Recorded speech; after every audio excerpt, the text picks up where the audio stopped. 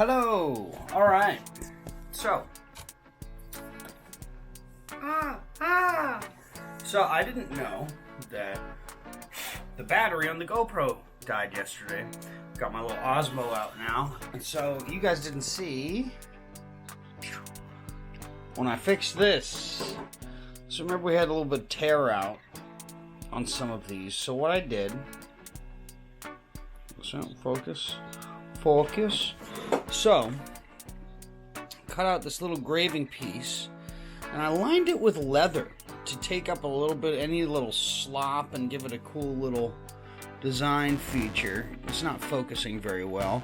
I'll see if I can get it on the other camera later. So then all we got to do is really sand it and get it right, and then we'll doctor it up maybe with some of this purple dye to really match out the top, but we'll see what's up. But we got that one done. We got one more little tear right here. I don't know what we're gonna do with that, if we're gonna do anything with that one. We'll see. I think that's the only two. There's another small guy right here. This is an actual like void that was in the wood, so that's actually kind of cool. This I'm pretty sure we're gonna sand out or do whatever we got to it, so we shall see. But the Thinline is much lighter than it was when it was a solid chunk of Purpleheart. It is probably now as heavy as this sanding block here. So this is a solid piece of Purpleheart, and this might actually be, I think this might be a touch heavier, if not the same. Crazy. Alright, so what I'm doing now, we had some little gaps here, just little teensy cracks. So what I'm doing, I've got this Purpleheart sawdust that I'm just brushing over it, and it's going to fill it up just enough so that I can then get my cyanoacrylate glue, aka super glue. What we're doing here is putting a little bit of super glue inside of the crack and filling it with this Purpleheart dust to fill in any gaps that were created. You can accelerate it with special sprays or even with baking soda. Baking soda, if you ever need to instantly activate super glue, will kick it off right away. Okay, so we'll let that kind of sit for a minute, and then we'll come back, sand her up. Bye! Sanding is probably one of the most important, if not the most overlooked, when you're thinking about the whole process. If you want a good finish, you have to sand it very thoroughly and quite a bit at numerous different grades. So you got to get into it. Center line. Again. One more again. Keeping your center line throughout the entire process is probably the most important part of building the guitar. Yeah. So right now we're starting to drill out for our cavities here. Speaking of cavities, I just got back from a root canal. Yay!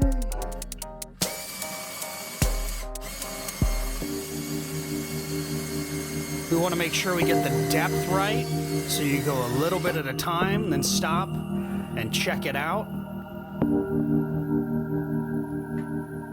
144. Mumble numbers occasionally that no one will ever understand. 62.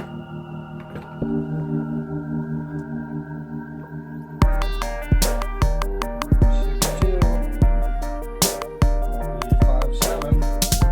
Those ones are about where we want them to be. So once again, like with chambering out the body, we're using our Forstner bits to kind of hog out most of the material to make it easier for the router to get in there and cut on this Purpleheart, because the Purpleheart is extremely hard, and I'm not using a corded router. This cordless Makita, while very powerful, it still doesn't have that full kind of 120 wall power. It is a really nice router though, and I'm glad I picked it up. Highly recommend.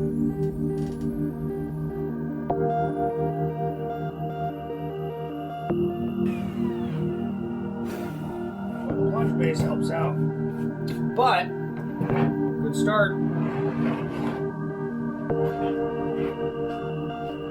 Why am I not wearing my apron? Dummy.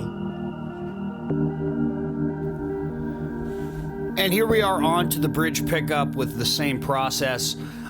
This portion of the build, you really kind of get to see all of the facets coming together. The use of the template, getting the router going. You really start to see that final shape coming in with the horns coming out in a second and the cavities going in.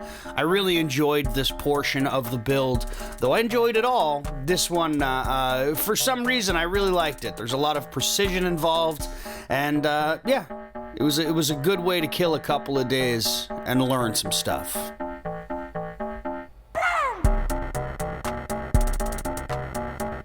So working in that final depth now, and then getting the router in there to slowly move around clockwise. And if you watch the first couple of videos, you'll know that that's due to the rotation of the blade, and I want to make sure that it's not pulling itself along. So that's where that comes in. You'll see these circular clockwise motions to make sure that everything's cut in the proper way.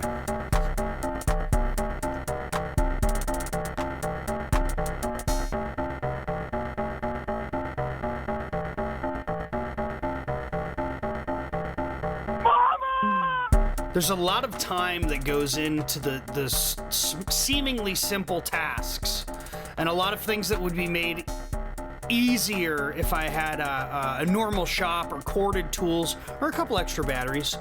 There's a lot of waiting because I have certain considerations. Since I'm in basically a storage unit in an apartment building, I have to do these things, A, when nobody's really home, and B, without tripping the breaker, because I run the entire shop off of a single light bulb. So I only ever have one thing running at a time, or at most the sander and the vacuum cleaner.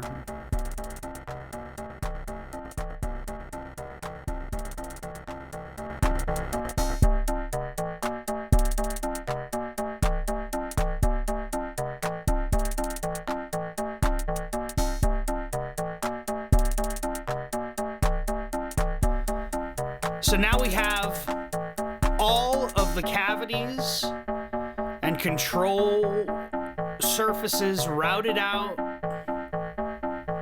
ready to go. So next we're going to move on to the neck pocket and cutting out the horns.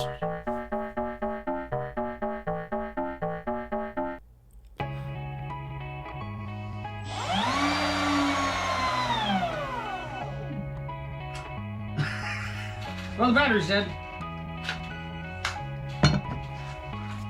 Yo! Some neck pocket. So this is what used to all be compacted right here. You see, all that dust is what's created from that small little portion that I'd had done. So what I did while I was charging the batteries was I drilled the holes for the screws to hold the neck on to the guitar. I think in the next video or in a couple videos we'll start making the neck plate and things like that. But we're getting the pocket to the correct depth, well, quote-unquote correct depth. I believe we change it later on. And then wish we hadn't, and then wish we had, and then there's a lot of back and forth. I'm learning throughout this entire process, so bear with me. Don't take anything I'm doing as the gospel truth when it comes to guitar building, so to speak. We're just having fun, man.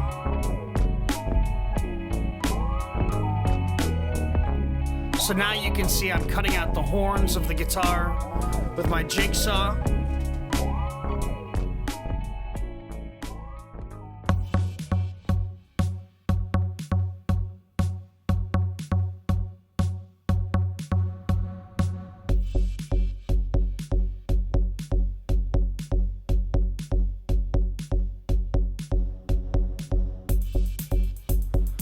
Now we're using the router against the template again to really get in there and bring to the exact tolerances that we want for that end shape to be.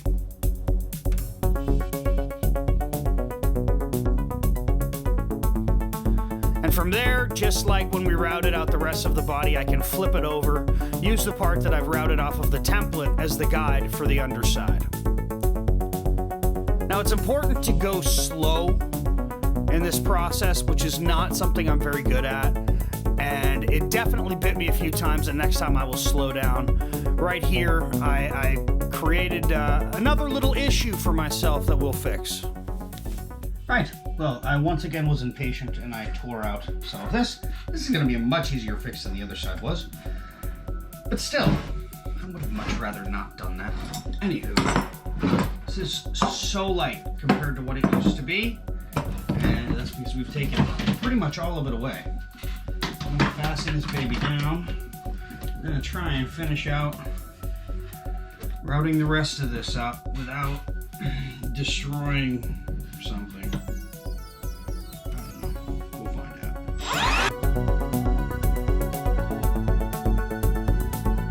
out. Slowly chipping away at it, just a little bit each time now. Messing up that corner a little bit more before I'm finally convinced myself to not route on it anymore. And I'll take care of it with a chisel in the next episode.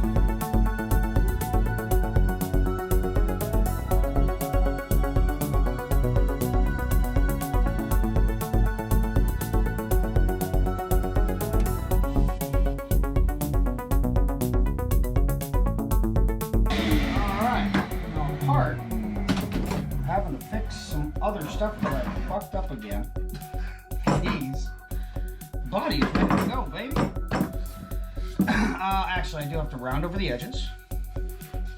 And sand. Sand until the daddy takes the T-word away.